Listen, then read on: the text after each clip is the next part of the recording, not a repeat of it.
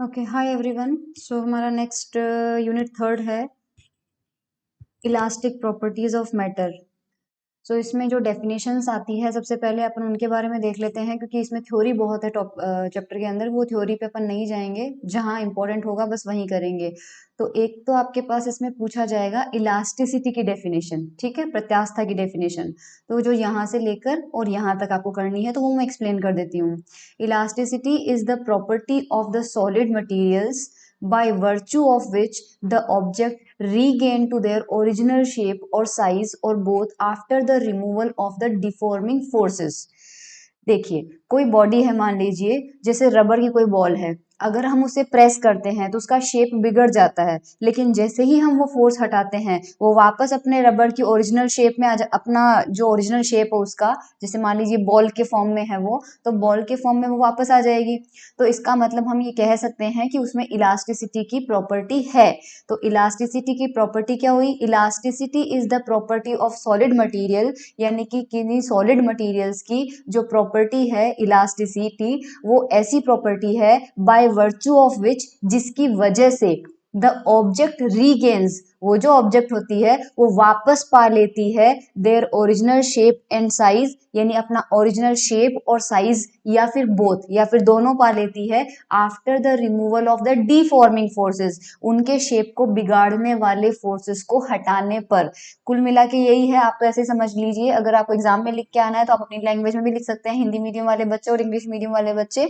सीधा सा ये लिखिए कि इलास्टिसिटी ऐसी प्रॉपर्टी है जिसकी वजह से जो भी ऑब्जेक्ट होता है, अगर उसे उसकी शेप को डिफॉर्म करने के लिए, बिगाड़ने के लिए अगर हम कोई फोर्स लगाते हैं, तो जैसे ही वो फोर्स हटाया जाता है वापस से वो अपना ओरिजिनल शेप, यानी पहले जैसा उसका शेप था और जो उसका साइज था या फिर दोनों था, वापस वैसा का वैसा हो जाता है। तो जिन मटीरियल्स में ऐसा होता है उन मटेरियल्स को तो हम कहते हैं इलास्टिक मटेरियल्स, और जिनमें ऐसा नहीं होता है उन मटेरियल्स को हम बोलते हैं प्लास्टिक मटेरियल्स। तो यहाँ पर देख लीजिए, those materials which do not regain अपना इनिशियल शेप और साइज जो है वो डिफॉर्मिंग फोर्स को हटाने के बाद भी नहीं वापस पा पाते, उनको अपन क्या बोलते हैं? Plastic materials.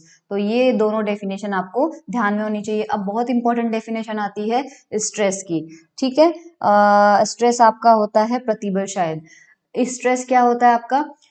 देखिए, जब हम किसी बॉडी पे बाहर से फोर्स लगाते हैं तो न्यूटन के थर्ड लॉ के अकॉर्डिंग अंदर से भी क्या होता है, उस पे वापस उस फोर्स को, अंदर से भी वो फोर्स लगता है, क्योंकि उसको अपना पुराना शेप वापस चाहिए।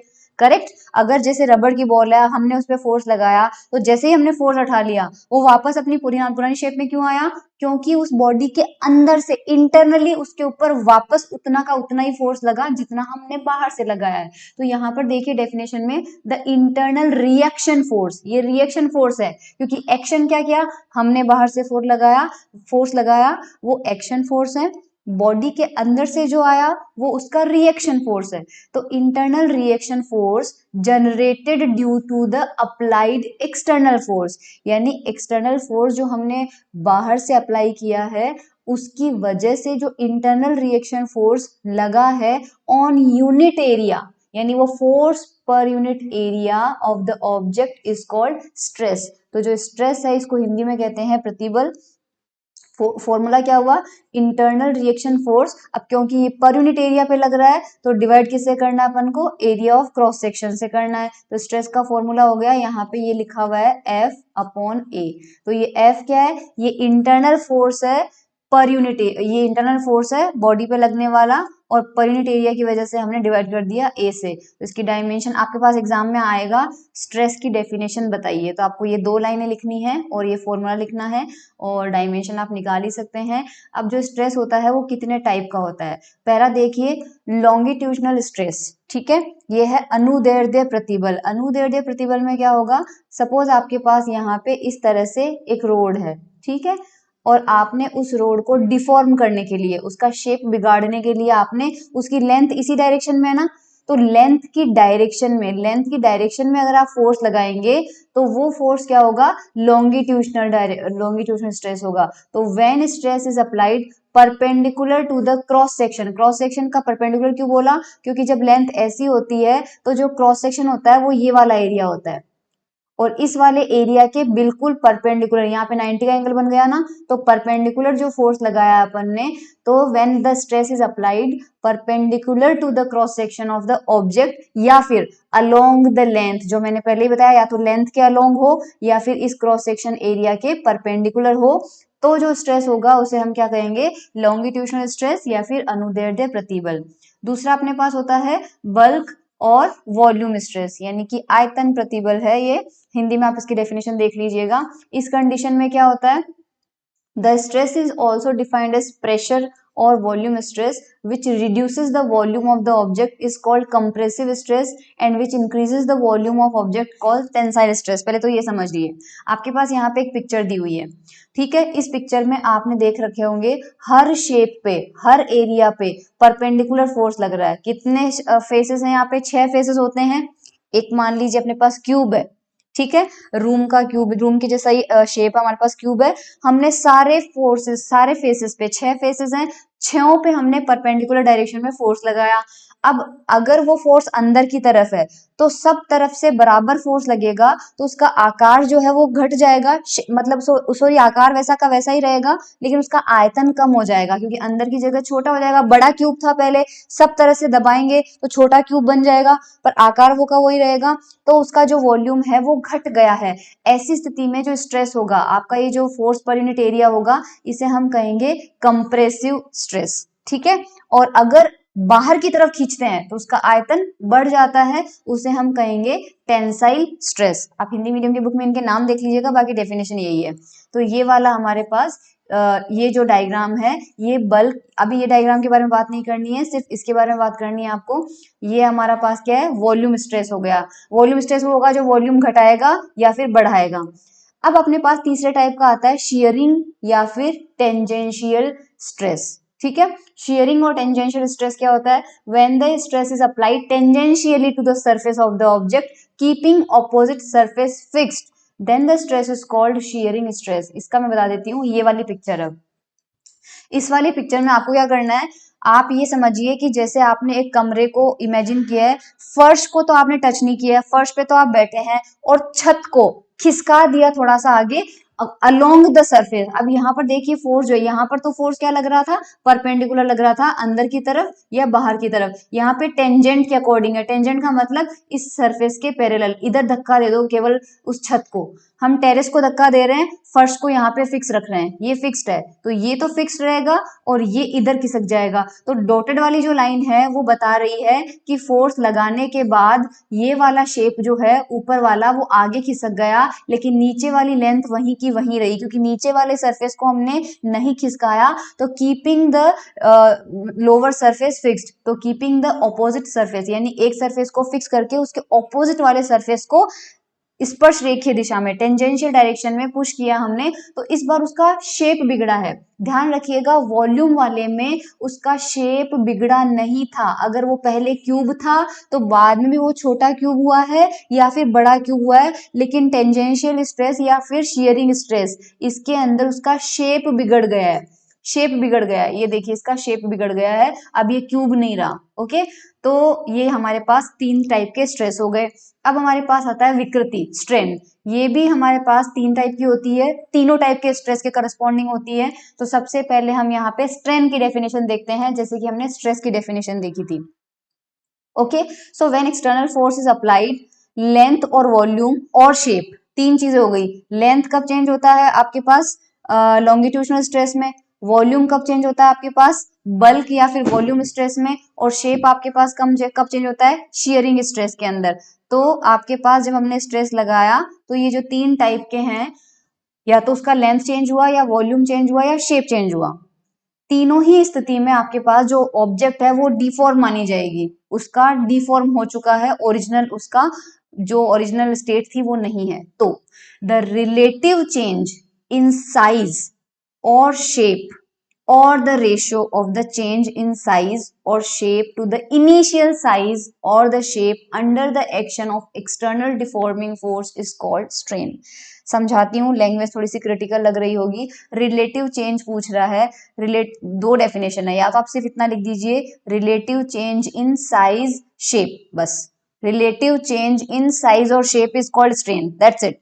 या फिर दूसरी डेफिनेशन यहां से शुरू होती है, ratio of the change in size. तो सपोज लेंथ में चेंज हुआ डेल्टा एल का, तो रेशियो किस किस का लेना है, चेंज इन साइज, ठीक है, to the initial size, initial length उसकी थी मान लीजिए एल, ठीक है, तो और किसकी वजह से हुआ, एक्सटर्नल डिफॉर्मिंग फोर्स की वजह से। तो दो डेफिनेशन स्ट्रेन की बनती है, ये रिलेटिव चेंज भी कहा जाएगा या फिर चेंज इन साइज शेप और volume to the initial size shape और volume, this ratio is called strain. तो यहाँ पर हमारे पास आ जाता है, ये भी तीन टाइप के होते हैं। तो सबसे पहले लॉन्गिट्यूडनल स्ट्रेन की बात करते हैं। तो सपोज आपके पास ओरिजिनल वायर था एल लेंथ का, उसको खींच के लंबा करके उसमें चेंज कितने का आया, डेल्टा एल का आया, तो चेंज इन लेंथ कितना हुआ, डेल्टा एल, इनिशियल लेंथ कितना हुआ एल, तो ये हमारे पास हो गया स्ट्रेन। अगर आपको कोई पूछे कि स्ट्रेन की डायमेंशन क्या है, विमा क्या है, तो वो डायमेंशन लेस होगा क्योंकि लेंथ से लेंथ कट जाएगा, ठीक है। तो ये हमारे पास ये हो गया। वॉल्यूम स्ट्रेन के अंदर सेम यही होगा कि उसके अंदर सपोज चेंज इन वॉल्यूम हमने किया डेल्टा वी, ओरिजिनल वॉल्यूम था वी, तो इनका जो रेशियो होगा वो कितना हो जाएगा, वॉल्यूम स्ट्रेस हो जाएगा। शेयरिंग स्ट्रेस में आपको थोड़ी सी दिक्कत आ सकती है। शेयरिंग स्ट्रेंथ के अंदर भी हमारे पास यहाँ पर, क्योंकि वो टेंजेंशियल था, तो देखो शेयरिंग स्ट्रेस के अंदर when tangential force is applied to the surface keeping the opposite surface fixed, हमने नीचे वाला सरफेस फिक्स रखा था और ऊपर वाला सरफेस मूव करवा दिया था, और उस वजह से मान लीजिए आपका एंगल ऑफ शेयर जो है वो एंगल ऑफ शेयर थीटा है। अब थीटा कौन सा एंगल है, शेयरिंग एंगल किसको बोलेंगे, जितने एंगल से वो आपका यहाँ पर देखिए ये आपने सरफेस मूव करवाया ये वाला, तो जितने एंगल से ये सरफेस आगे खिसक गया, तो पुराने के रेस्पेक्ट में देखेंगे तो नीचे वाला फिक्स था, ऊपर वाला मूव कर गया, तो एंगल कितना बना आपका, थीटा बना। अब एंगल थीटा बनने से आप थोड़ा सा ध्यान रखिएगा, एंगल थीटा बनने से मान लीजिए यहाँ से यहाँ तक की जो वैल्यू है वो है डेल्टा एल, और ओरिजिनल उसकी जो साइज थी वो कितनी थी एल, तो ये वाला की पहले कितनी थी एल साइज थी, और थीटा एंगल से आगे खिसकाने के बाद ये चेंज कितना आया, डेल्टा एल, तो ये जो थीटा है दिस इज शेयरिंग एंगल, ये आपके पास कौन सा हो जाएगा, शेयरिंग एंगल हो गया। तो हमारे पास शेयरिंग स्ट्रेन जो है केवल क्या बोलेंगे, थीटा से ही डिफाइन करेंगे, रेशो में कुछ नहीं आएगा। अगर एंगल के फॉर्म में करना है तो सिर्फ थीटा होगा, और अगर थीटा की वैल्यू भी निकालनी है तो वो भी डेल्टा एल बाय एल होगा। क्यों, क्योंकि आप ध्यान से देखिएगा इस तरह से बन रहा था हमारे पास में, ये थी आपके पास एल और ये हो गया था डेल्टा एल और ये हो गया था थीटा। अब इसको वैसे समझो, इससे कंपेयर करो, इससे कंपेयर करो, ये आपके पास अगर रेडियस है और ये आपके पास थीटा है, तो यहाँ पे आपके पास जो डिस्टेंस होती है वो कितनी हो जाती है, आर थीटा हो जाती है। तो यहाँ पे अगर लगाएंगे तो अपने पास डेल्टा एल कितना आ जाएगा, एल और थीटा हो जाएगा, एल और थीटा, तो यहाँ से थीटा की वैल्यू निकालोगे तो कितना आ जाएगा, डेल्टा एल बाय एल आ जाएगा। तो शेयरिंग स्ट्रेन या तो एंगल के फॉर्म में लिखो तो सिर्फ थीटा लिखना है, या फिर आपको डेल्टा एल बाय एल करना है। इसके बाद हम आते हैं हुक्स लॉ पे। हुक्स लॉ क्या कहता है, ये भी एग्जाम में आपके पास पूछा जाता है, यहां से शुरू करना है। According to Hooke's law within the elastic limit, अब ये इलास्टिक लिमिट क्या होती है थोड़ा सा आगे वाले टॉपिक में पढ़ेंगे, अभी आप इतना सा समझ लीजिए।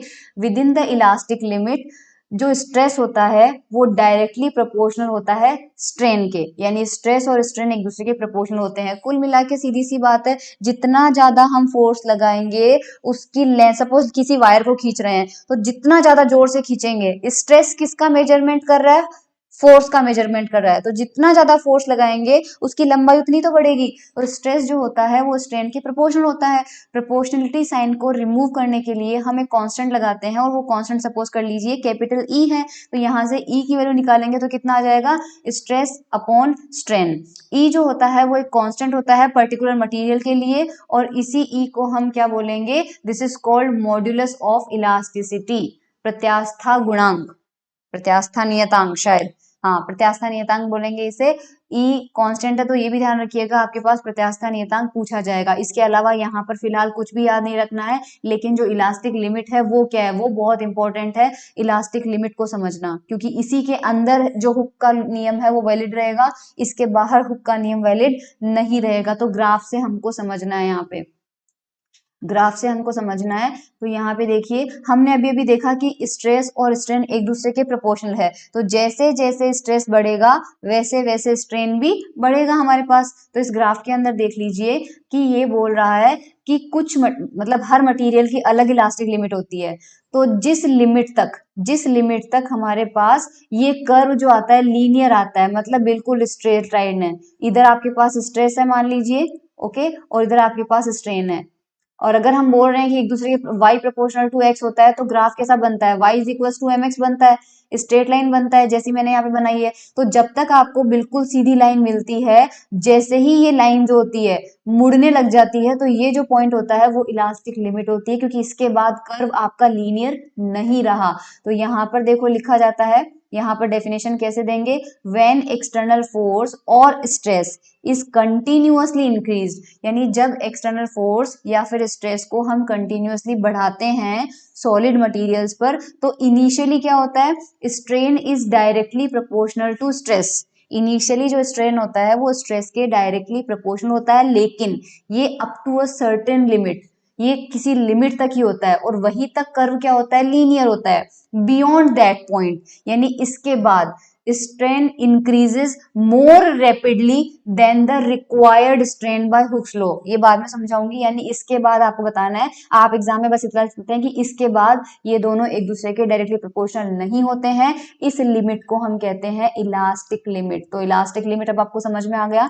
तो यहाँ पर कौन से पॉइंट तक जो है हम कह सकते हैं कि इलास्टिक लिमिट हमें यहाँ पर मिल रही है।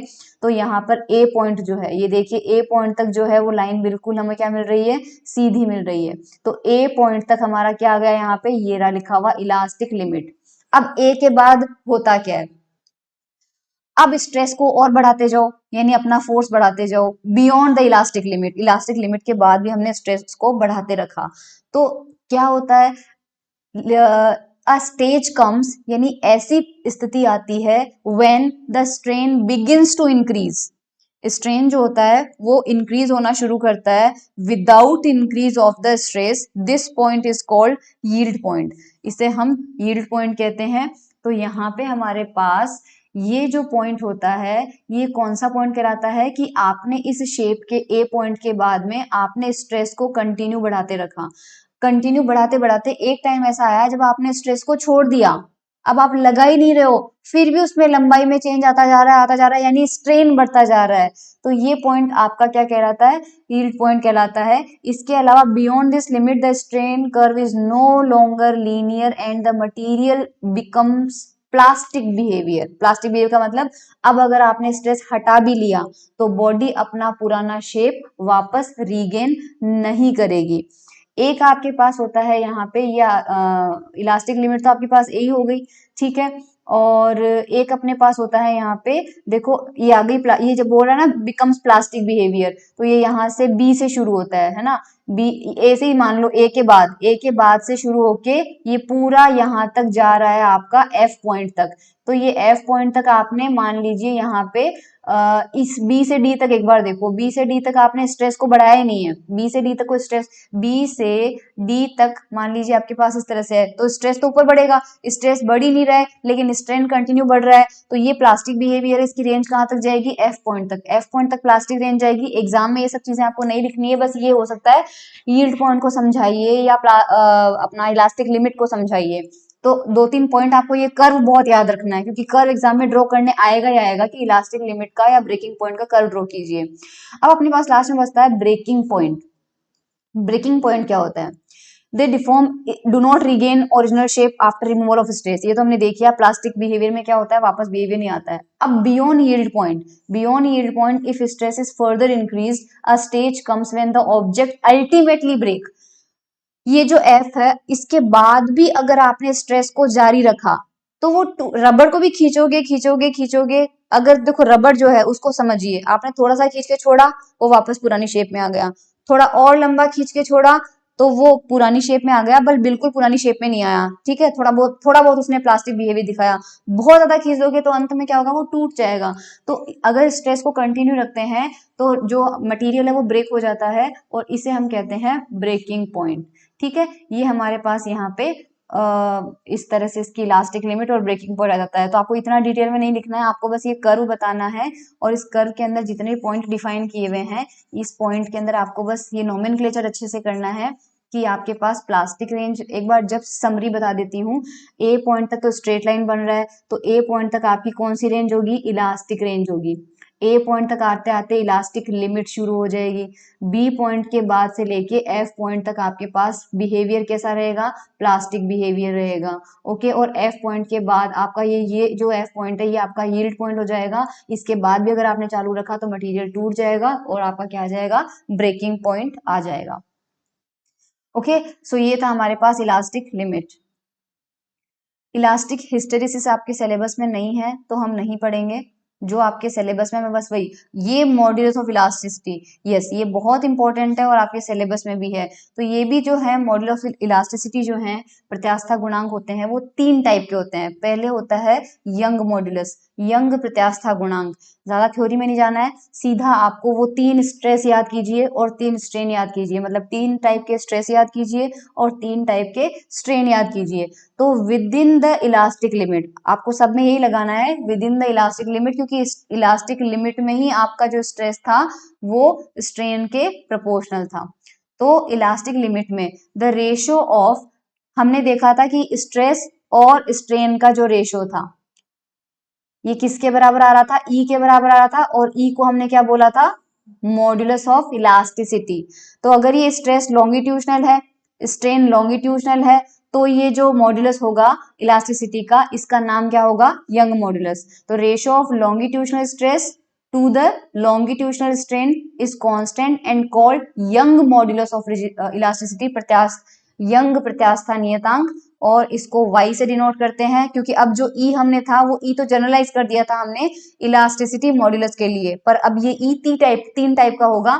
तो अगर लॉन्गिट्यूशनल स्ट्रेस और लॉन्गिट्यूशनल स्ट्रेन आप ले रहे हैं तो आपका ये हो जाएगा यंग मॉड्यूलस, रिप्रेजेंट करेंगे y से। अब आ जाते हैं इनके फॉर्मूले पे। हमने पहले ही देख लिया था कि लॉन्गिट्यूशनल स्ट्रेस क्या था अपना, फोर्स पर यूनिट एरिया था। लॉन्गिट्यूशनल स्ट्रेन क्या था अपना, डेल्टा एल बाई एल था। तो ये वैल्यू जो है रखते हैं y के फॉर्मूले में, तो ऊपर आ जाएगा स्ट्रेस, नीचे आ जाएगा स्ट्रेन, और यहाँ पे जितना भी ये a है, a नीचे आ जाएगा, ये l ऊपर चला जाएगा, तो ये हो जाएगा F L upon a delta L. ठीक है, बस। अब एग्जाम में आपको ये नहीं लिखना है कि y is equal to F कब होगा, एग्जाम में आपके पास ये वाला पोर्शन नहीं आएगा, आपको सिर्फ इस फॉर्मूले तक याद रखना है। ये फॉर्मूला है y का और डेफिनेशन आपको याद रखनी है। बल्क मॉड्यूलस में सेम टू सेम है, with in the elastic limit इस बार जो रेशो लेना है वो वॉल्यूम स्ट्रेस का लेना है और वॉल्यूम स्ट्रेन का लेना है। तो वॉल्यूम स्ट्रेस हमने देखा था F बाय ए था, और वॉल्यूम के अंदर हमने देखा था कि वो इस एरिया पे लग रहा था फोर्स आपका F, और सपोज ये एरिया है A, तो हम जानते हैं F बाय ए क्या होता है, प्रेशर भी होता है। तो फोर्स पर यूनिट एरिया को हम प्रेशर के फॉर्म में भी लिख सकते हैं, और वॉल्यूम का स्ट्रेन जो होगा वो डेल्टा V बाई वी होगा, लेकिन यहाँ पे आगे माइनस लगाया गया है। अब ये माइनस क्यों लगाया गया है थोड़ा सा भी बता देती हूँ आपको। एक्चुअली बल्क मॉड्यूलस का पहले फॉर्मूला लिखते हैं, तो ऊपर लिखना है स्ट्रेस, स्ट्रेस आ गया F अपॉन ए, और नीचे आ गया स्ट्रेन, वो आ गया आपका डेल्टा V बाई वी, हमारे पास यहाँ पे आ गया है। यहाँ पे माइनस नहीं आना है, यहाँ पे भी माइनस नहीं आना है, माइनस बल्क मॉड्यूलस के फॉर्मूले में आएगा। यहाँ पे तो सिर्फ delta V by v with positive sign आएगा, ध्यान रखना ये मिस टाइप है। तो यहाँ पे V को ऊपर लेके जाएंगे, A को नीचे लेके आएंगे, तो हमारे पास ये हो गया नेगेटिव साइन के साथ में। फिर इस F बाय ए को हमने क्या बोल दिया, प्रेशर, तो ये हो जाएगा आपके पास P V upon delta V. अब नेगेटिव साइन का क्यों मतलब आया, देखो एक्चुअल में क्या होता है, dy बाई डी एक्स में आपने देखा होगा, जब x बढ़ने से अगर y बढ़े तो ये वैल्यू पॉजिटिव होती है, जब x बढ़ने से y घटे तो ये वैल्यू नेगेटिव होती है। तो यहाँ प्रेशर है ऊपर और नीचे आपके पास डेल्टा वी है इस फॉर्मूले में। तो अगर हमारे पास प्रेशर बढ़ता है तो वॉल्यूम जो होता है उसका घटता है, इसलिए हमारे पास, और अगर प्रेशर घटता है तो वॉल्यूम बढ़ता है, क्योंकि आप बाहर से प्रेशर लगाएंगे। ठीक है, बाहर से अगर आप ज्यादा प्रेशर लगाएंगे तो उसका आयतन प्रेशर बढ़ाने के साथ साथ आयतन बढ़ेगा नहीं, घटेगा, और अगर आप प्रेशर घटाएंगे तो आयतन बढ़ेगा। तो उल्टा रिलेशन होने की वजह से साइन कौन सा आया है, नेगेटिव आया है। तो minus sign indicates that volume decreases as pressure increases. ठीक है, अब ये हमारे पास क्या आ गया, अब आपको क्या करना है, ये चीज मान लीजिए अगर change of volume is very small यानी डेल्टा वी ले रहे हैं due to the change in pressure delta p, तो इसी फॉर्मूले को इस फॉर्म में भी लिखा जा सकता है। बस इस पी की जगह आपको क्या रखना है, डेल्टा पी रखना है। तो डेल्टा पी आ जाएगा, वी की जगह एज इट इज वी है, नीचे डेल्टा वी को भी हमने क्या रख दिया, डेल्टा वी, और लिमिट लगा देते हैं। तो आपने देखा होगा अपन डेल्टा को डी से रिप्रेजेंट कर देते हैं, तो ये delta P upon delta we जो है ये क्या हो जाएगा, डीपी बाय डीवी हो जाएगा। इफ डीवी टेंड्स टू 0 तो ये जो के है ये आपका हो जाएगा बल्क मॉड्यूलस।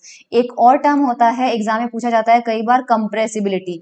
तो जो इनवर्स ऑफ बल्क मॉड्यूलस होता है, बल्क मॉड्यूलस हमने क्या निकाला, के, अगर इसका इनवर्स लेंगे तो वो क्या हो जाता है, कंप्रेसिबिलिटी हो जाता है, संपीड्यता हो जाती है।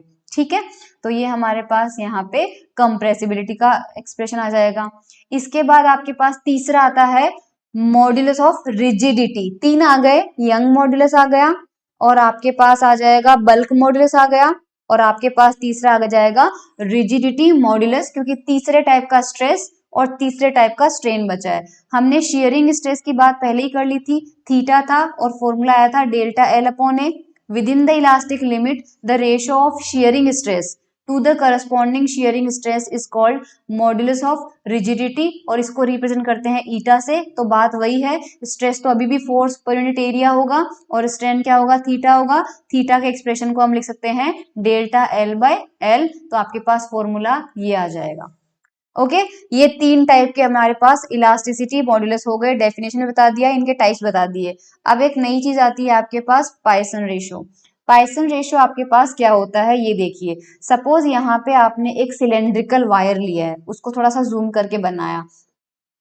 जब आपको इसको लंबाई की दिशा में आप खींचेंगे तो इसकी लंबाई तो बढ़ेगी, पर आप खुद सोचिए कि किसी रबड़ के सिलेंडर को, मोटे सिलेंडर को आप खींचते जाएंगे तो उसकी लंबाई तो बढ़ेगी, लेकिन उसका जो उसका अंदर का आयतन होगा वो सिकुड़ेगा भी तो सही, कंप्रेस भी तो होगा, तो जो उसका क्रॉस सेक्शन एरिया होगा वो डिक्रीज होगा।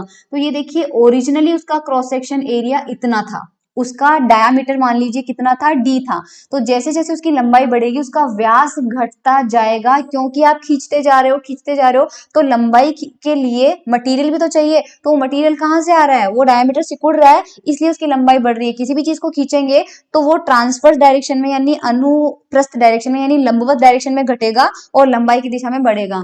तो ये जो डायामीटर है ये क्या हो जाएगा, मान लीजिए हमने उसकी लंबाई में चेंज कितना कर दिया, डेल्टा एल। तो डेल्टा एल लंबाई बढ़ने से उसके डायामीटर में कमी आ जाएगी, और वो कमी कितनी है, मान लीजिए डेल्टा डी है। तो ये डॉटेड लाइन वाला पार्ट क्या बता रहा है कि आपने जब यहां से लेके यहां तक लंबाई ली थी तब उसकी लंबाई एल थी और डायमीटर डी था। खींच खींच के आपने उसको लंबा करके मान लीजिए यहां तक लेके आ गए, तो उसकी लंबाई बढ़ के कितनी हो जाएगी, एल प्लस डेल्टा एल, और डायमीटर घट के कितना हो जाएगा, डी माइनस डेल्टा डी। तो ये जो डॉटेड लाइन वाला पार्ट है ये फोर्स अप्लाई करने की बाद की स्थिति है, और ये सॉलिड लाइन वाला पार्ट है ये फोर्स अप्लाई करने की पहली स्थिति है।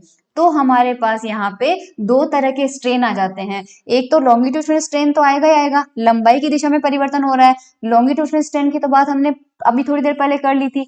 एक और टाइप का स्ट्रेन आ जाएगा ट्रांसवर्स स्ट्रेन, ठीक है, जो कि होता है लंबाई की दिशा के लंबवत, परपेंडिकुलर टू द लेंथ। तो ये होता है हमारे पास ट्रांसवर्स स्ट्रेन। तो ट्रांसवर्स स्ट्रेन क्या होता है, is defined as the relative change in thickness और डायमीटर। जैसे लंबाई में रिलेटिव चेंज लिया था उसे लॉन्गिट्यूडनल स्ट्रेन बोला था, वैसे ही डायमीटर या फिर थिकनेस में, उसकी मोटाई में जो परिवर्तन होगा अपने इनिशियल डायमीटर के रेस्पेक्ट में, उसे हम कहेंगे ट्रांसवर्स स्ट्रेन। ठीक है, in the direction perpendicular to the direction of long, ये हमेशा लॉन्गिट्यूडनल स्ट्रेस के परपेंडिकुलर रहेगा। तो लॉन्गिट्यूडनल स्ट्रेस आपका इस डायरेक्शन में आ रहा है, तो जो ट्रांसफर स्ट्रेस होगा वो हमेशा इस डायरेक्शन में आएगा। तो अब हमारे पास इसका फॉर्मूला निकालते हैं पाइसन रेशियो का। तो मान लीजिए हमारे पास ट्रांसफर स्ट्रेन जो आता है वो आता है बीटा। अब ट्रांसफर स्ट्रेन बीटा कितना होगा, ध्यान रख लीजिए, हमें स्ट्रेन का फॉर्मूला पता है, change in diameter original diameter, correct. और लॉन्गिट्यूडनल स्ट्रेन जो है अल्फा, वो लॉन्गिट्यूडनल पढ़ चुके हैं, change in length upon original length. तो ट्रांसफर्स स्ट्रेन और लॉन्गिट्यूडनल स्ट्रेन जो है उन दोनों का जो रेशियो होता है वो एक कांस्टेंट होता है, और इसे हम कहते हैं पाइसन रेशियो, और डिनोट किया जाता है सिग्मा से। तो सिग्मा होता है transverse strain divided by longitudinal strain या बीटा अपॉन अल्फा। और बीटा और अल्फा के फॉर्मूले मैंने आपको दे दिए हैं। अल्फा होता है आपका डेल्टा एल बाय एल और बीटा आपका होता है delta d by d. Beta को नेगेटिव क्यों लिया है? क्योंकि लेंथ बढ़ने से डायमीटर घटेगा तो माइनस का साइन आना चाहिए। तो सिग्मा हो जाएगा आपका बीटा बाय अल्फा। बीटा का फॉर्मूला यहां से रखिए और अल्फा का फॉर्मूला यहां से रखिए, तो ये वाला फॉर्मूला पाइसन रेशियो का आ जाता है। नेक्स्ट टॉपिक जो आपका दिया हुआ है shearing stress is equivalent to n equal, ये सिलेबस में नहीं है, सो हम इसको कवर नहीं करेंगे। सिलेबस में नहीं है, ना ही आपसे ये पूछा जाएगा। ओके, ये जो 9th टॉपिक है शेयरिंग स्ट्रेन इज इक्विवेलेंट, ये भी सिलेबस में नहीं है, हम इसे भी कवर नहीं करेंगे। ये बहुत इंपॉर्टेंट है, relation between the various elastic constant, क्योंकि हमने यहाँ पर 3 टाइप के इलास्टिक कांस्टेंट पढ़ लिए हैं। वाई यंग मॉडुलस पढ़ लिया, के बल्क मॉडुलस पढ़ लिया और ईटा रिजिडिटी मॉडुलस पढ़ लिया। इन तीनों में आपस में जो रिलेशन है वो क्या क्या है, ठीक है। तो सबसे पहले हम यहाँ पे पढ़ते हैं रिलेशन अमंग के वाई एंड सिग्मा। सिग्मा को भी हम इंक्लूड कर लेते हैं, ईटा भी साथ में है, के वाई ईटा और सिग्मा, ये सारे के सारे हम इनमें रिलेशन निकालते हैं। ओके, सो रिलेशन निकालने के लिए ओके ओके ओके सबसे पहले आपको इस डायग्राम पे जाना पड़ेगा। तो कंसीडर दिस डायग्राम, एक बार ये डायग्राम देख लीजिए। यस, एक क्यूब हमने लिया है, सारे फेसेस पे हमने परपेंडिकुलर फोर्स लगा दिया है, F F F F F, सब पे एरिया पे नॉर्मल डायरेक्शन में लग रहा है। तो सबसे पहले देखिए consider a unit cube, cube हमने ले लिया है A B C D G H I J. Force F जो है वो सब पे सारे फेसेस पे लग रहा है, क्यूब पे नॉर्मल डायरेक्शन में, ठीक है। और हमारे पास 3 एक्स वाई जेड डायरेक्शन भी हमने ले ली है और ये हमने यहाँ पे ले ली है, ये देख लीजिए डायरेक्शन कौन सी है, जी एच डायरेक्शन में आपका एक्स ले लिया, जी जे डायरेक्शन में हमारा वाई ले लिया और जी डी डायरेक्शन में हमारा जेड ले लिया। Okay, now the volume, suppose अब देखो हमने क्या लिया है, यूनिट क्यूब लिया है। यूनिट क्यूब का मतलब ये है कि सभी डायरेक्शन में सभी साइड्स की लेंथ कितनी है, 1 मीटर है मान लीजिए, ठीक है। तो volume of the cube before applying the forces, जब हमने फोर्स नहीं लगाया है तब हम इसका वॉल्यूम निकालते हैं। तो क्यूब का आयतन क्या होता है, लेंथ उनके तीनों साइड का जो है या फिर लेंथ का क्यूब होता है। तीनों की लेंथ, क्योंकि क्यूब है तो तीनों लेंथ इक्वली है और तीनों हमने 1 मानी है, तो एफ कितना आ जाएगा, 1 इंटू 1 इंटू 1 कितना हो जाएगा, 1 हो जाएगा। और वॉल्यूम स्ट्रेस निकालते हैं। वॉल्यूम स्ट्रेस हमारा क्या होता है, फोर्स अपॉन एक साइड का एरिया, एक सरफेस का एरिया। तो फोर्स को रहने देते हैं हमारे पास यहाँ पे एफ, ठीक है। और ये हमारे पास एरिया कितना हो जाएगा, 1 इंटू 1, क्योंकि सबकी साइड की लेंथ कितनी है, 1, तो ये हमारे पास कितना आ जाएगा, एफ, ठीक है। ये हमारे पास आ जाएगा वॉल्यूम स्ट्रेस एफ। इसको यहाँ से एफ काटिए क्योंकि कंफ्यूजन होगा आपको। ये है वॉल्यूम वी, ये 1 जो है किसकी वैल्यू है, वी की वैल्यू है। वॉल्यूम जो है बिना फोर्स अप्लाई किए वी की वैल्यू कितनी आ जाएगी, 1 आ जाएगी। और हमारे पास वॉल्यूम स्ट्रेस निकालना है तो फोर्स अपॉन एरिया होता है। फोर्स को एफ रहने दीजिए क्योंकि हमने एफ फोर्स ही लगाया है, लेकिन एरिया जिस पे लगेगा वो 1 इंटू 1 करके एफ आ जाएगा। ओके, अब हम यहाँ पे क्या करते हैं, अब देखिए फॉर द स्ट्रेस एफ, अगर हम एक पर्टिकुलर सरफेस की ही बात करते हैं और इस पे हमने लगाया है एफ, ठीक है। So in the direction of F, for the stress F in the direction of force, the increase in length of the side of the cube along the direction of force is alpha F. ये कह रहा है कि जिस direction में आपने force लगाया है उसी डायरेक्शन में लेंथ इंक्रीज होगी। और ये बात तो सही है, मैं आपको क्यूब पे दिखाती हूँ यहाँ पे। इसके लिए ये यहाँ से अल्फा की एक बार डेफिनेशन समझिए। देखो ये हम मानते हैं लेट, ये बहुत इंपॉर्टेंट है, इसको बहुत ध्यान से समझिएगा। Let alpha be the longitudinal strain per unit stress along the direction of force. इसका क्या मतलब है, इसका ये मतलब है कि जिस डायरेक्शन में हम फोर्स लगा रहे हैं उस डायरेक्शन में एकांक प्रतिबल के लिए, यूनिट स्ट्रेस के लिए जो लॉन्गिट्यूशनल स्ट्रेन आता है, अगर वो अल्फा आ रहा है, आप समझिएगा, है ना। यूनिट स्ट्रेस के लिए, अगर यूनिट स्ट्रेस के लिए लंबाई की दिशा में जो स्ट्रेन आ रहा है वो अल्फा आ रहा है, तो हमने कितना स्ट्रेस लगाया, एफ लगाया है, तो एफ की वजह से कितना चेंज आएगा, अल्फा एफ आएगा। आई होप ये समझ में आ गया। Alpha is the longitudinal strain per unit stress. अगर यूनिट स्ट्रेस के लिए अल्फा चेंज आ रहा है लंबाई में, तो एफ स्ट्रेस के लिए कितना आएगा, अल्फा एफ आ जाएगा। करेक्ट। अब आप समझेंगे कि यहाँ पे स्ट्रेस को मैंने एफ क्यों लिया, क्योंकि हम स्ट्रेस निकाल चुके हैं। स्ट्रेस हमारा एफ के बराबर है, क्योंकि एरिया हमेशा वन है, एरिया हमेशा वन है, इसलिए आप एफ को स्ट्रेस समझ सकते हैं। क्योंकि एफ बाय ए भी करूंगी मैं तो ए की वैल्यू वन ही हो जाएगी, तो ये अल्फा एफ आ जाएगा। इसी तरह से जो बीटा है वो ट्रांसफर डायरेक्शन में अगर यूनिट स्ट्रेस के लिए लंबाई के लंबवत दिशा में परिवर्तन जो आता है वो अगर बीटा है, तो एफ स्ट्रेस के लिए कितना परिवर्तन आएगा, बीटा एफ आएगा। तो अब यहाँ पर देख लीजिए कि फॉर द स्ट्रेस एफ, अगर फोर्स की डायरेक्शन में चेंज लेना है तो अल्फा एफ आएगा, ठीक है। और अगर इसी एफ के लिए in the direction of force the contraction in length of sides of the cube perpendicular to the force, force के परपेंडिकुलर डायरेक्शन में कॉन्ट्रेक्शन होगा, अल्फा एफ तो इंक्रीज हो रहा है, तो बीटा एफ क्या होगा, डिक्रीज होगा। ये 1 मिनट के लिए मैं आपको समझा देती हूं।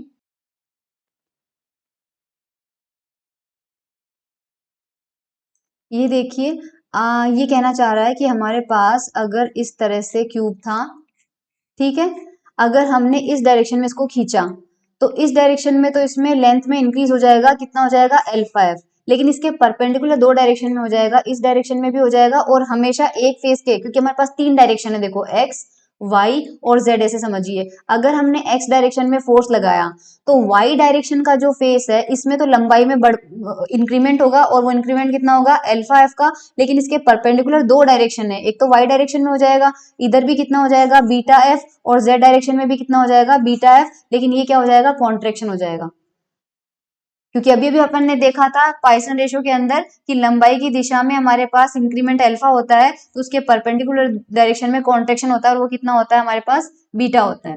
ओके, आई होप ये समझ में आ गया। तो ये बोल रहा है दोनों साइड में कितना कॉन्ट्रेक्शन हो जाएगा, बीटा एफ। तो अब ये बोल रहा है कि अगर एक्स डायरेक्शन में फोर्स लग रहा है, तो एक्स डायरेक्शन में तो लंबाई बढ़ेगी अल्फा एफ, और कॉन्ट्रेक्शन जो होगा वाई और जेड डायरेक्शन में वो कितना हो जाएगा, बीटा एफ। तो अब अपन बात करते हैं length of the side G H या फिर A B after applying stress. तो जीएच और ए बी की स्ट्रेस अप्लाई करने के बाद, क्योंकि हमने जो अप्लाई किया है वो किस डायरेक्शन में किया है, एक्स डायरेक्शन में किया है, तो हम फिलहाल एक्स की बात करते हैं। तो स्ट्रेस अप्लाई करने के बाद एक तो उसकी ओरिजिनल लेंथ जो थी, प्लस इंक्रीज इन लेंथ जो कि कितना है, अल्फा एफ है, ठीक है, due to the stress along the X axis, और contraction in length beta F due to the stress along the Y axis, and contraction in length beta F due to the stress along Z axis. ये मैं थोड़ा सा आपको समझाती हूँ कि ये फॉर्मूला कैसे आएगा, यहां पे ही समझाना सही रहेगा। देखो, मान लीजिए इस डायरेक्शन में हमारे पास x है, तो हम x डायरेक्शन में ले लेते हैं lx। तो हमारे पास lx कितना हो जाएगा, पहले कितनी वैल्यू थी इसकी, 1 थी, तो इनिशियल लेंथ कितनी हो गई, 1। और हमने इसी डायरेक्शन में लगाया है फोर्स f, तो इसकी वजह से इंक्रीमेंट कितना आएगा, x डायरेक्शन में कितना आएगा, अल्फा f। तो 1 प्लस क्या कर दिया, अल्फा f। अब क्योंकि ऊपर से y डायरेक्शन में एक फोर्स लग रहा है f, ये y डायरेक्शन में लग रहा है, तो जब y डायरेक्शन में फोर्स लगेगा तो x डायरेक्शन में संकुचन होगा, कॉन्ट्रेक्शन होगा। तो y डायरेक्शन वाले फोर्स की वजह से x डायरेक्शन की लेंथ में कितना संकुचन होगा, बीटा एफ। तो ये कर दिया माइनस का बीटा एफ। इसी तरह से z डायरेक्शन में जब हम फोर्स लगाएंगे f, तो उसकी वजह से भी x डायरेक्शन में, क्योंकि परपेंडिकुलर है, तो x डायरेक्शन में संकुचन कितना होगा, बीटा एफ। तो ध्यान रखिएगा जब हम x में बात करेंगे, तो ये तो x डायरेक्शन की वजह से ही है इंक्रीमेंट, और ये y डायरेक्शन में लगने वाले फोर्स की वजह से है डिक्रीज, और ये z डायरेक्शन में लगने वाले फोर्स की वजह से है डिक्रीज। तो यहाँ पे कितना आ जाएगा, 1 प्लस एफ कॉमन लेंगे, alpha minus 2 beta. Similarly y direction में लोगे तो सेम आएगा, ओरिजिनल लेंथ है 1, y डायरेक्शन में जो फोर्स लग रहा है उसकी वजह से इंक्रीमेंट है अल्फा एफ, x डायरेक्शन में जो फोर्स लग रहा है उसकी वजह से कॉन्ट्रेक्शन होगा बीटा एफ, z डायरेक्शन में कॉन्ट्रेक्शन होगा बीटा एफ। एल जेड लिखेंगे तो भी सेम है, ये z की वजह से हो जाएगा, ये x की वजह से हो जाएगा, और ये y की वजह से हो जाएगा। तो the volume of the formed cube, तो स्ट्रेस अप्लाई करने के बाद अगर वॉल्यूम निकालेंगे तो अब length l x l y l z है, तो और तीनों हम देख रहे हैं सेम ही आ रहा है, यानी क्यूब का तो क्यूब ही रहा, तो ये 1 plus F alpha minus 2 beta का हमने कर दिया क्यूब, यहाँ पर हमने कर दिया क्यूब। अब इसको सॉल्व कैसे किया, क्योंकि हमारे पास अल्फा और बीटा नियरली इक्वल टू 0 है, बहुत छोटी क्वांटिटीज है, तो इसलिए हमने यहाँ पे अल्फा माइनस 2 बीटा अगर छोटी है तो इसका जो हमारे पास वैल्यू होगी 1 के कंपैरिजन में ये बहुत छोटा होगा, तो हम यहाँ पे बाइनोमियल थ्योरम यूज करेंगे। बाइनोमियल थ्योरम क्या कहती है, 1 प्लस एक्स की पावर n में अगर x की वैल्यू 1 से बहुत कम है तो ये होता है 1 प्लस एन एक्स प्लस आगे और टर्म आती है, तो हम केवल दो ही टर्म लेते हैं 1 प्लस एन एक्स, तो यहाँ 1 तो एज इट इज आ गया, n की वैल्यू क्या है जो पावर होती है, पावर कितनी है 3, तो 3 आ जाएगा, और x क्या है जो यहाँ 1 के साथ में प्लस होता है, तो ये 1 प्लस 3 बाइनोमियल एक्सपांशन से हमारे पास आ गया। ओके, अब हम निकालते हैं change in volume. Change in volume क्या होगा हमारे पास, final volume minus initial volume. Initial volume हमने ऊपर निकाल रखा है 1 और फाइनल वॉल्यूम हमारे पास आ गया ये, तो फाइनल वॉल्यूम हमारे पास है ये 1 plus 3 F alpha minus 2 beta minus initial volume है 1, तो 1 से 1 हमारे पास कैंसिल आउट हो जाएगा, रिमेनिंग क्या रहा 3 एफ अल्फा माइनस 2 बीटा। तो वॉल्यूम स्ट्रेन निकालते हैं। अभी थोड़ी देर पहले वॉल्यूम स्ट्रेन का फॉर्मूला पढ़ लिया था, change in volume initial volume, तो चेंज इन वॉल्यूम तो ये हो गया, इनिशियल वॉल्यूम कितना था 1 था, तो आंसर कितना आया 3f alpha minus 2 beta.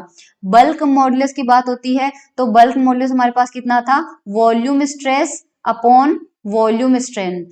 Stress अभी अभी अपन ने निकाला था ऊपर F अपॉन ए था, लेकिन एरिया की वैल्यू 1 हो गई थी, तो केवल किसके इक्वल आ गया था, F के इक्वल, तो स्ट्रेस तो अपने पास आ गया F, और वॉल्यूम स्ट्रेन हमने अभी अभी निकाला है, ये 3F वाला टर्म था, तो ये हमने लिख लिया।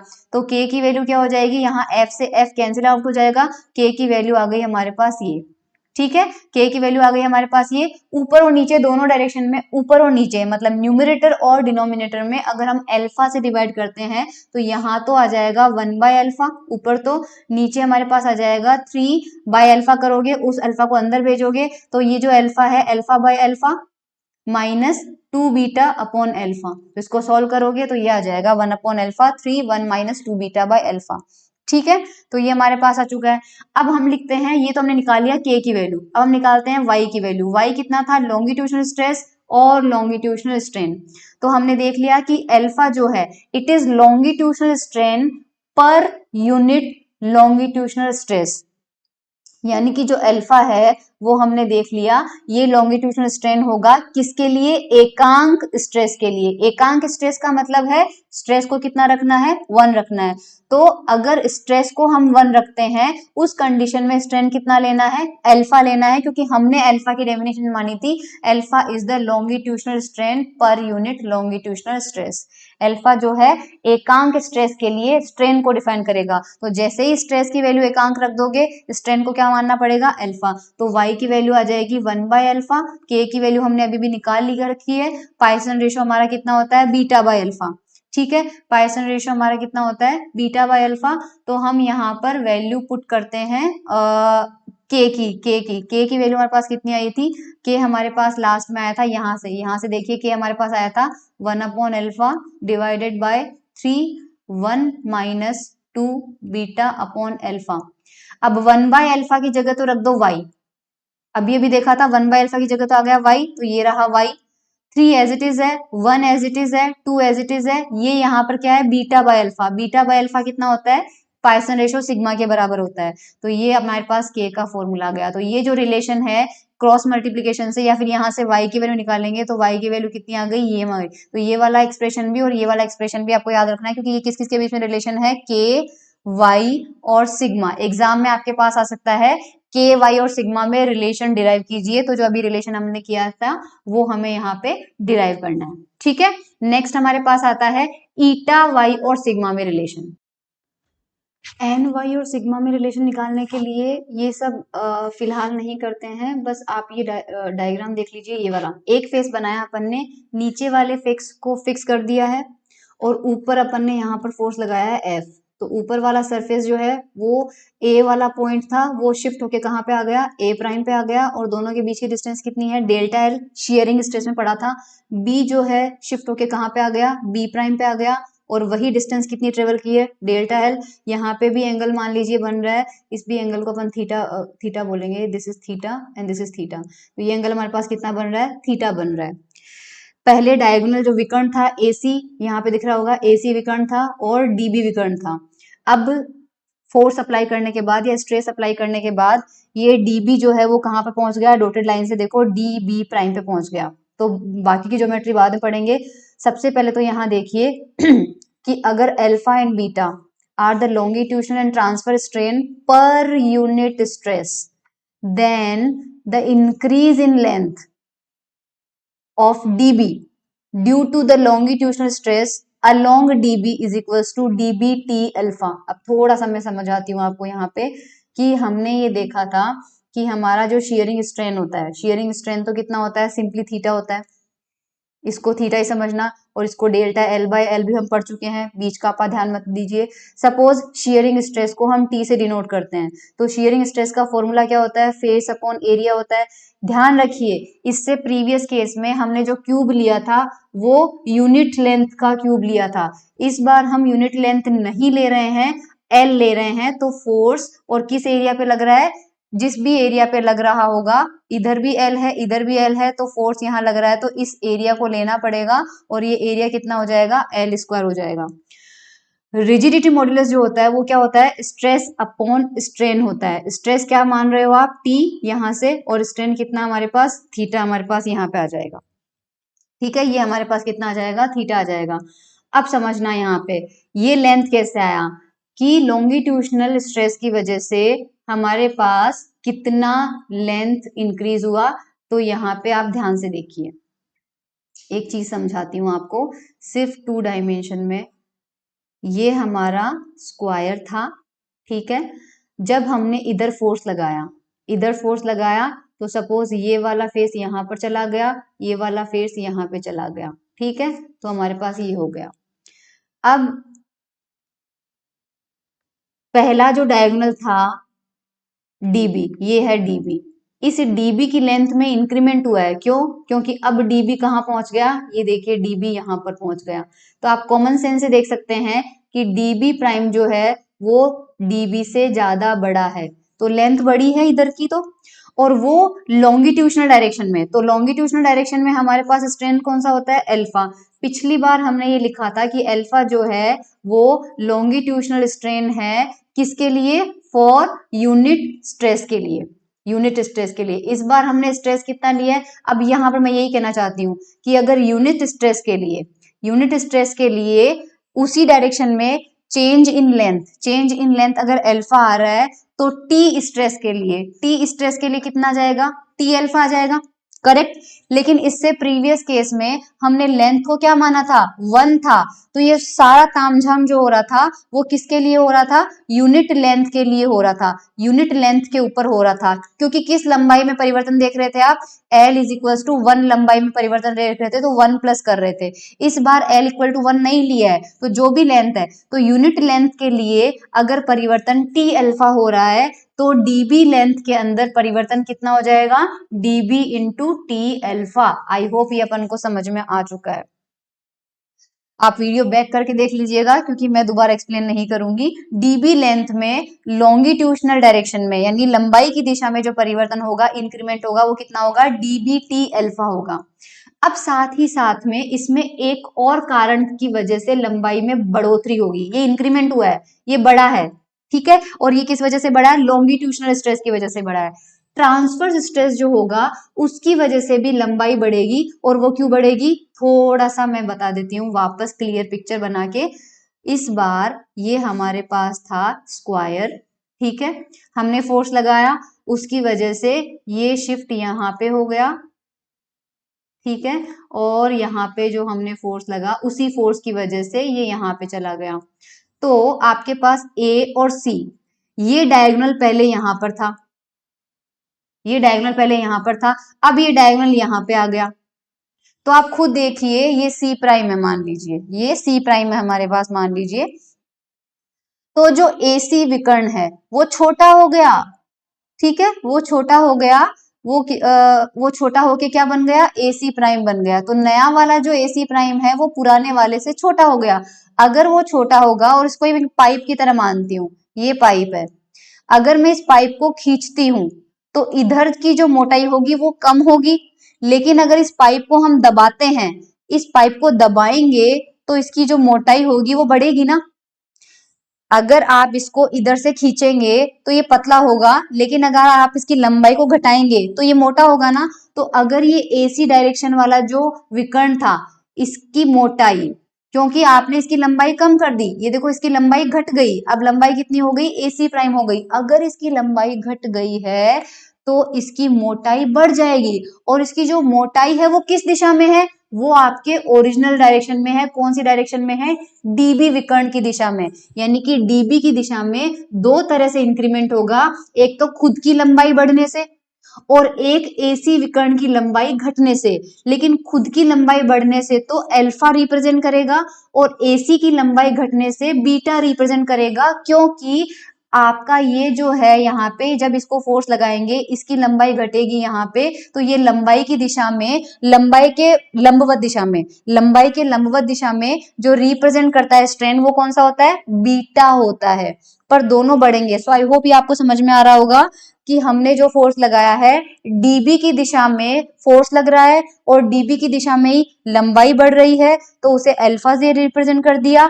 और इसी फोर्स की वजह से एसी विकर्ण जो है वो छोटा हो रहा है, छोटा होने की वजह से उसकी मोटाई बढ़ेगी, लेकिन मोटाई को रिप्रेजेंट करने वाला फैक्टर अल्फा नहीं होता है, बीटा होता है। इसलिए सेम यहाँ पे डीबी होगा, स्ट्रेस भी सेम लगेगा, लेकिन अल्फा की जगह कितना हो जाएगा, बीटा हो जाएगा। तो अब आप यहाँ पर देखिए, ये देखिए, एक तो लंबाई में परिवर्तन आपके पास ये हो जाएगा, यहाँ पे ये हो जाएगा, सॉरी जस्ट अ मिनट। तो ये देखिए अलोंग द डीबी जो है वो हो जाएगा आपका डीबी टी अल्फा, और एसी के कॉन्ट्रेक्शन की वजह से भी उसमें लंबाई में बढ़ोतरी होगी, वो बीडी टी बीटा होगी। तो टोटल इलोंगेशन, टोटल लंबाई में कितना इंक्रीमेंट हो जाएगा, इन दोनों को ऐड कर देंगे तो डीबी और टी तो कॉमन आ जाएगा, अल्फा प्लस बीटा हो जाएगा। अब डीबी की वैल्यू निकालेंगे तो अपने पास ये स्क्वायर है, राइट, और ये यहाँ पे था डी और ये अपने पास था बी, ये लेंथ है एल, ये लेंथ है एल, तो ये हो जाएगा root of l square plus l square, कितना हो जाएगा एल रूट टू। तो यहाँ पर डीबी की जगह कितना रख देंगे, एल रूट टू। तो ये हमारे पास आ जाएगा total elongation along diagonal dB. Okay, तो ये हमारे पास यहाँ तक आ चुका है। इसके बाद अब हम यहाँ पर क्या करते हैं, देखो दो परपेंडिकुलर ड्रॉप करते हैं। Now drop perpendiculars A prime M and bn from a prime and b on diagonal ac and db respectively. So therefore am a prime, b and b prime will be right angle triangle, और हमारे पास ये angle हो जाएगा 45। ये diagram में देख लेते हैं जस्ट। ये रहा हमारे पास ए प्राइम, ये रहा हमारे पास ए प्राइम, ए प्राइम से यहाँ पे एक लंब डाल दिया, ये राइट एंगल ट्राइंगल हो गया ए एम। इसी तरह से बी पॉइंट से यहाँ पे एक लंब डाल दिया एन पे, ये भी हो गया एन। ठीक है, तो अब हमारे पास यहाँ पे किसकी वैल्यू रखनी है, ये सीधा आ जाओ आप तो, है ना। एम को हम रख सकते हैं डेल्टा एल कॉस 45, यहाँ पे cos A prime A M, A prime A M देख लेते हैं, ए प्राइम ए और एम, ये वाला एंगल, ये वाला एंगल कितना होगा 45 है। क्यों 45 है, क्योंकि जो स्क्वायर होता है उसमें ये एंगल 45 होता है और ये एंगल 45 होता है, तो ऊपर वाला अपन ने कितना रखा 45 रखा। तो यहाँ पे ट्राइंगल कौन सा देख रहे हैं अपन, ए प्राइम ए और एम, इसके अंदर ये 45 है, ये जो एंगल बनाया ना मैंने, तो ये वाला एंगल 45 है। तो यहाँ पे हमारे पास, मैं फिर से बना देती हूँ, यस, मैंने यहाँ से ए प्राइम है मान लीजिए ये, और ये हमारा ए है, जस्ट अ मिनट इसी को जूम करके बनाते हैं। तो ये ट्राइंगल हमें दिया हुआ है इस तरह से, ये यहाँ पे बन रहा है 90, ये बन रहा है हमारा थीटा, ठीक है, यहाँ पे है हमारा ए प्राइम, यहाँ पे है हमारा ए, यहाँ पे है हमारा एम। तो यहाँ से हम निकालते हैं कॉस थीटा, तो कॉस थीटा हमारे पास कितना होता है, ये तो हमारे पास कर्ण हो जाएगा यहाँ पे, ठीक है, जो कितना दिया हुआ है डेल्टा एल दिया हुआ है हमारे पास, ठीक है। और हमारे पास इसका जो आधार है वो आधार कितना हो जाएगा, ए एम हो जाएगा, आधार हमारे पास कितना हो जाएगा, ए एम हो जाएगा। तो ये वैल्यू हो जाएगी A M upon delta L. तो ए एम की वैल्यू कितनी हो जाएगी, ए एम की वैल्यू हो जाएगी delta L cos theta. A M की वैल्यू कितनी हो जाएगी, ये देखो ए एम की वैल्यू कितनी हो जाएगी, डेल्टा एल कॉस थीटा, और थीटा कितना है 45, कॉस 45 होता है आपके पास cos 45 होता है 1/√2। तो हमारे पास ये कितना आ जाएगा, ये डेल्टा L/√2 दिया हुआ है, delta L upon √2। Similarly B prime N का आप खुद कर लीजिएगा, वो भी अपन को मिल जाएगा डेल्टा L/√2। ये दो वैल्यूज आ गई हमारे पास में। अब हम डीबी का निकालते हैं, तो डीबी का हमारे पास फॉर्मूला था L√2 T alpha plus beta, और वो वैल्यू हमारे पास कितनी हो जाएगी, डेल्टा L/√2। कैसे, डीबी के अलोंग इलोंगेशन को, ये वाला फॉर्मूला तो ऊपर से निकाला था, पर डीबी के अलोंग जो इलोंगेशन है उसको डेल्टा L/√2 कैसे रखा, ये देखिए डायग्राम में, यहाँ पे जस्ट अ मिनट।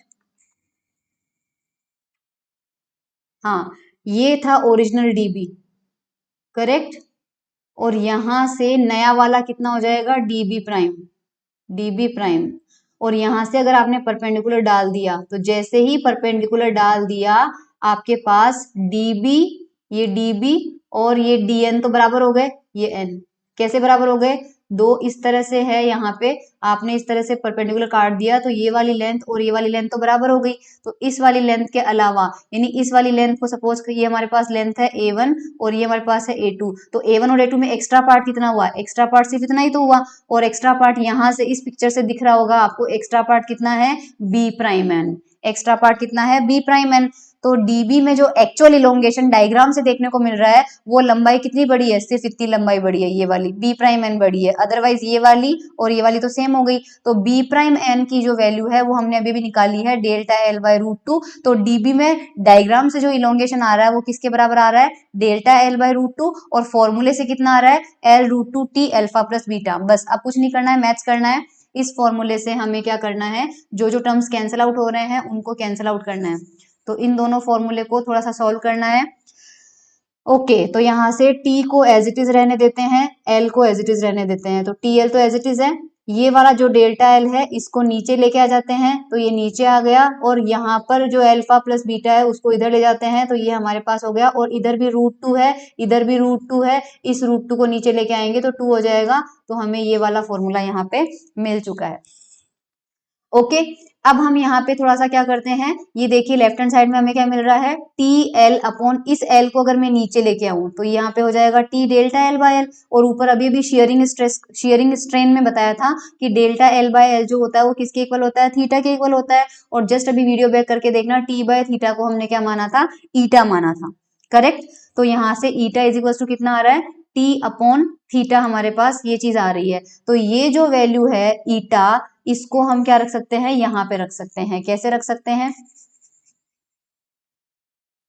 आपने इस लेफ्ट हैंड राइट साइड को सॉल्व किया, लेफ्ट हैंड साइड को सॉल्व करते करते आप यहाँ पे आ गए ईटा के इक्वल, तो यानी कि ये ईटा जो है इसकी जगह रखा जा सकता है। तो लेफ्ट हैंड साइड में आ जाएगा ईटा, राइट हैंड साइड में आ जाएगा 1/2 अल्फा प्लस बीटा। तो ये आ जाएगा हमारे पास, ऊपर नीचे अल्फा से डिवाइड करो, तो इधर अल्फा से डिवाइड कर दिया, इधर अल्फा से डिवाइड कर दिया, इधर अल्फा से डिवाइड कर दिया, तो फॉर्मूला बन गया हमारा ये। अब 1/अल्फा हम देख चुके हैं, y के बराबर था प्रीवियस टॉपिक से, तो ये 1/अल्फा तो हो जाएगा y, और बीटा/अल्फा हो जाएगा सिग्मा। तो ईटा इज इक्वल टू कितना आ जाएगा, y/2 1 प्लस सिग्मा, या y is equal to 2 eta 1 plus sigma. तो हमारे पास दो रिलेशन आ गए। अब रिलेशन निकालते हैं y के और ईटा में। तो ये इक्वेशन 1 जो है उससे तो हमें ये रिलेशन मिला था प्रीवियस टॉपिक से, तो इक्वेशन 1 दिखा देती हूँ आपको एक बार। यस, इक्वेशन 1 ये है, इसको थोड़ा सा सॉल्व किया है, तो यहाँ से y/3k को लेके आ गए, तो क्या बचा 1 माइनस 3 सिग्मा। तो ये इक्वेशन 1 जो है वो यहाँ पे लिख लेते हैं।